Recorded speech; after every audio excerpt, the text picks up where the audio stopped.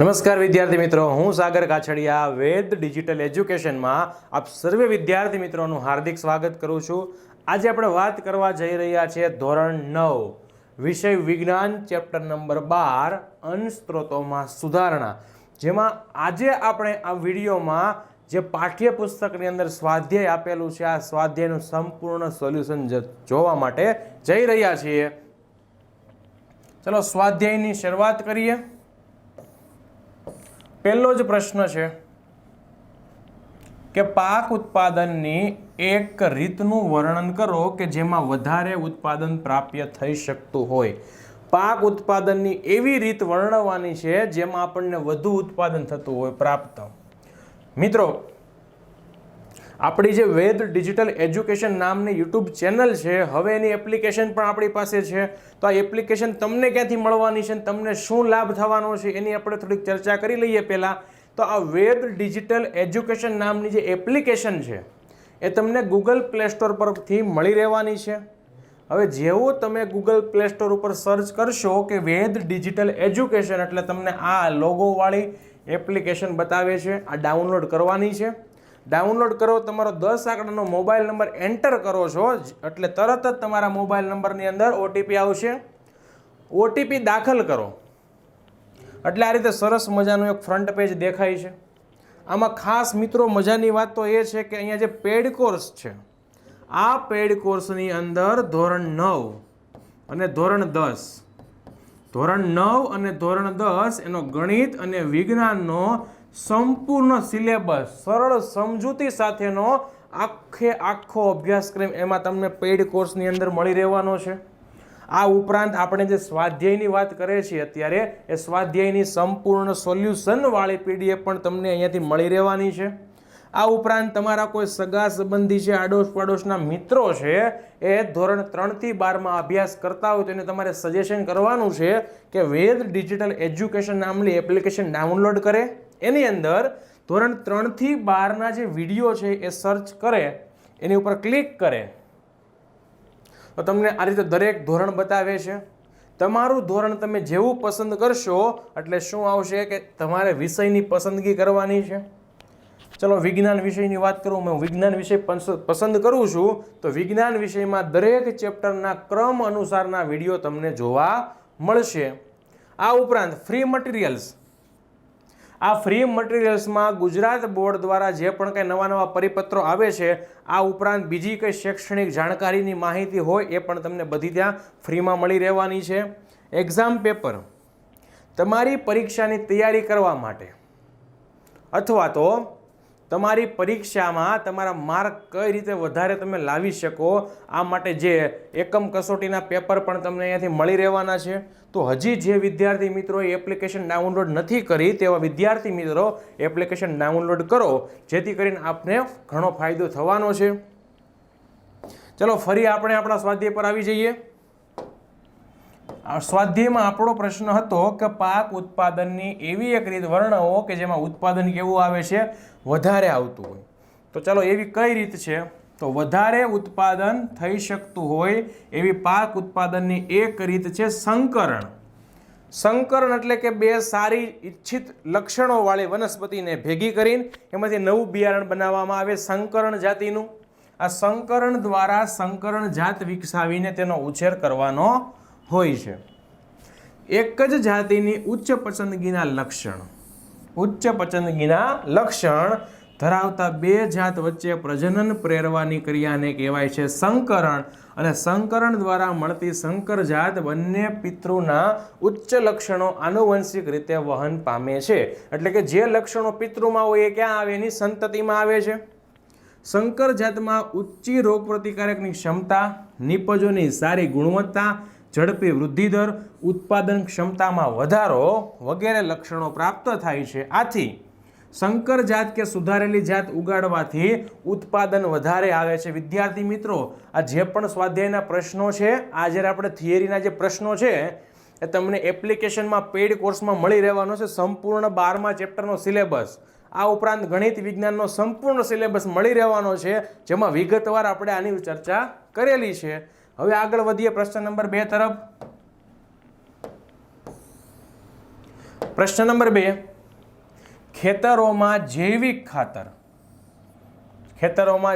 ખાતર અને રાસાયણિક ખાતર, અહીંયા ખાલી ખાતર આપ્યું છે પણ આપણે કયો અર્થ રાખવાનો છે? રાસાયણિક ખાતર. જૈવિક એટલે કુદરતી અને રાસાયણિક એટલે કૃત્રિમ ખાતરનો ઉપયોગ શા માટે કરાય છે?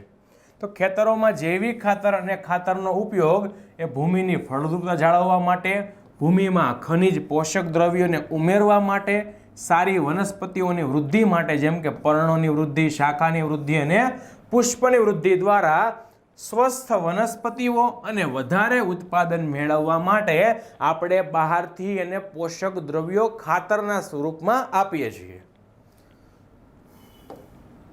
પ્રશ્ન નંબર 3, આંતરપાક અને પાકની ફેરબદલીથી શું લાભ થાય છે?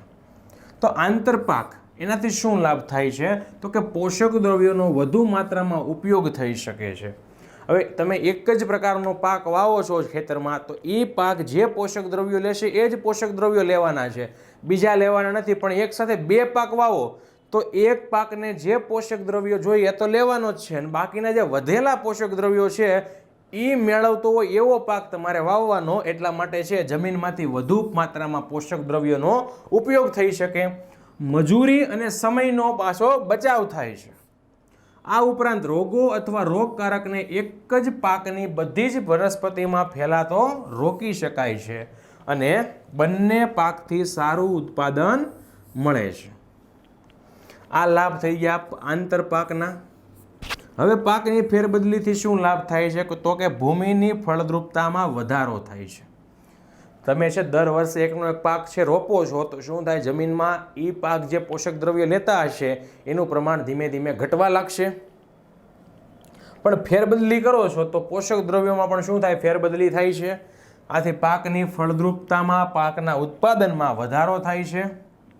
ભૂમિના રાસાયણિક સ્વરૂપમાં પણ જે ફેરફાર અટકાવે છે.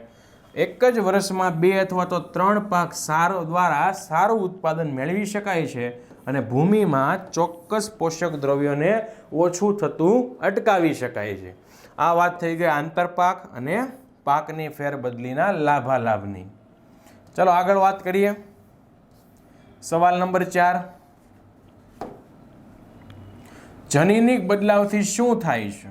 એ શું છે અને કૃષિ પદ્ધતિમાં તે કેવી રીતે ઉપયોગી છે?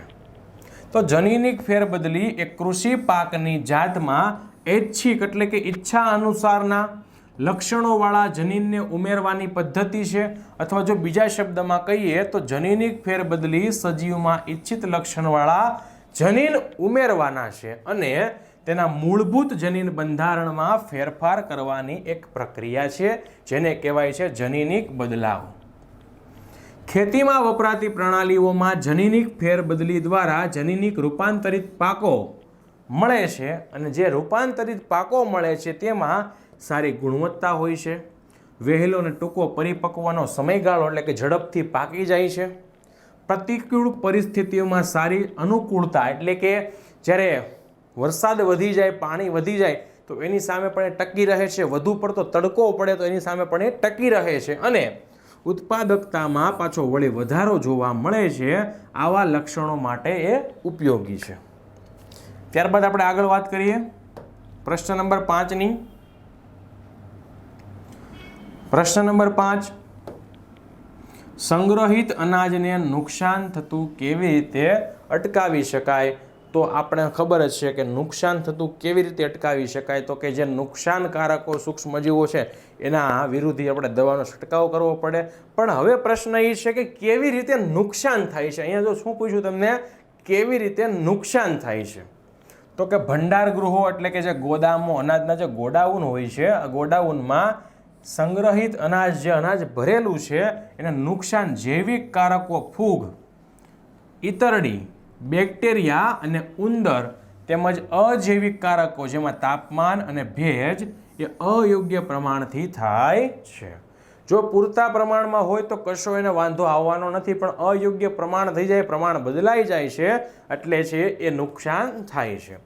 આ પરિબળોથી સંગ્રહિત અનાજની ગુણવત્તા ઘટે છે અને પાછો વજનમાં પણ ઘટાડો થાય છે અને દાણાની અંકુરણ ક્ષમતામાં ઘટાડો થાય છે. સવાલ નંબર 6, ખેડૂતો માટે સારી પશુપાલન પદ્ધતિઓ કેવી રીતે લાભદાયક છે? તો ખેડૂતો માટે પશુપાલન પ્રણાલીઓ નીચે રીતે લાભદાયક છે. પહેલી છે કે પાલતુ પ્રાણીઓની સંતતિઓની સુધારેલ જાતો મેળવી શકાય. દૂધ, ઈંડા, માંસ, માછલી, મધનું વધુ પ્રમાણમાં ઉત્પાદન મેળવી શકાય. ત્રીજું છે પાલતુ પ્રાણીઓના રહેઠાણ, ખોરાક અને સ્વાસ્થ્યની કાળજીનું વ્યવસ્થાપન કરવામાં આવે છે. અને આ બાબતો જે છે 1, 2 અને 3 બાબતો ખેડૂતોને આર્થિક સ્થિતિ સુધારવા માટે મદદરૂપ બને છે.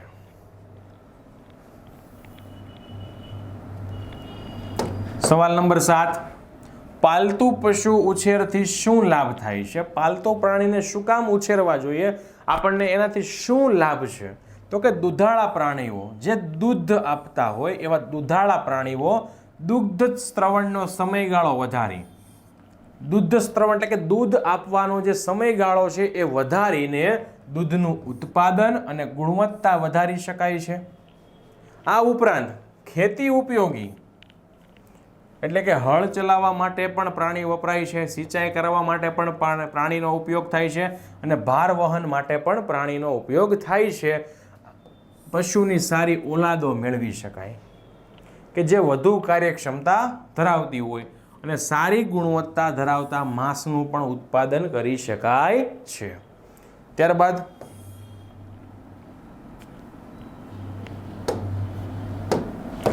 સવાલ નંબર 8, ઉત્પાદન વધારવા માટે મરઘા પાલન, મત્સ્ય ઉછેર અને મધમાખી ઉછેરમાં શું સમાનતાઓ છે? તો ચાલો, ઉત્પાદન વધારવા માટે તો પહેલાં તો જાતોમાં સુધારણા કરવી પડે, એનો જે વસવાટ જ્યાં રહે છે એ સુધારવું પડે, આહારનું ધ્યાન રાખવું પડે, જ્યાં રહે ત્યાંની સ્વચ્છતાનું ધ્યાન રાખવું પડે અને જે તે તમે મત્સ્યપાલન કરો છો, મરઘા પાલન હોય કે પછી મત્સ્ય ઉદ્યોગ હોય કે મધમાખી હોય, તેમાં રોગોનું નિયંત્રણ કરવું પડે. રોગનું પ્રમાણ વધે તો એ ચાલશે નહીં. આવી બધી પ્રકારની એમાં સમાનતા હોય છે. શેમાં? તો કે મરઘા પાલન છે, મત્સ્ય ઉછેર છે અને મધમાખી ઉછેર છે તેમાં. ત્યારબાદ આગળ 9મો સવાલ, મત્સ્ય શિકાર, દરિયાઈ મત્સ્ય સંવર્ધન અને જળ સંવર્ધનમાં શું તફાવત છે? તો પેલું છે મત્સ્ય શિકાર કોને કહેવાય?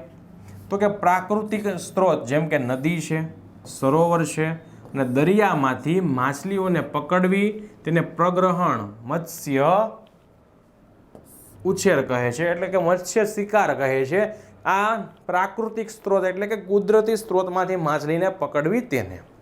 હવે બીજું દરિયાઈ મત્સ્ય સંવર્ધન એટલે શું? તો કે આર્થિક મહત્વ ધરાવતી દરિયાઈ મીનપક્ષયુક્ત માછલીઓ જેઓ મીનપક્ષ ધરાવે છે, જેમ કે મુલેટ, ભેટકી, પર્લ સ્પોટ અને કવચીય પ્રાણી ઝીંગા, મુસલ, ઓયસ્ટર વગેરેને દરિયાઈ પાણીમાં સંવર્ધન કરાવવું તેને દરિયાઈ મત્સ્ય ઉછેર કહે છે, જેને કહેવાય મેરીકલ્ચર, જેને કહે છે મેરીકલ્ચર.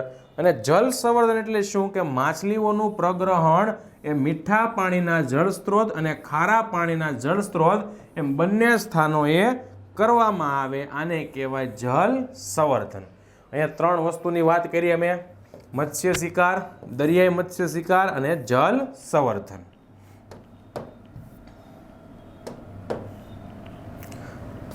મિત્રો, આ સાથે આપણું ચેપ્ટર નંબર 12 જેનું સ્વાધ્યાય થાય છે પૂરું. ફરીથી મળીશું આપણે નવા વિડીયો સાથે. અસ્તુ. જય હિન્દ, જય ભારત.